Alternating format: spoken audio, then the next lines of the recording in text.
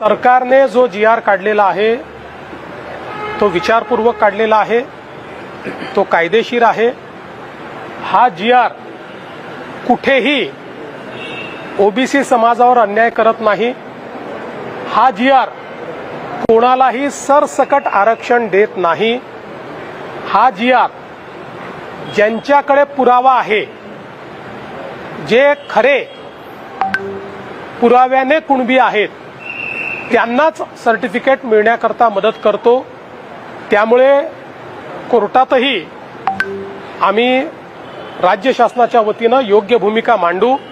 मी पुन्हा एकदा ओबीसी समाजाच्या नेत्यांना सांगू इच्छितो, आपण GR नीट वाचा। कुठेही सरसकट कोणालाही आरक्षण दिलेलं नाही। कायद्याने पुराव्यानिशी जे लोक अर्ज करतील त्यांचा पुरावा तपासून तो योग्य असेल तरच याच्यामध्ये आरक्षण मिळणार आहे।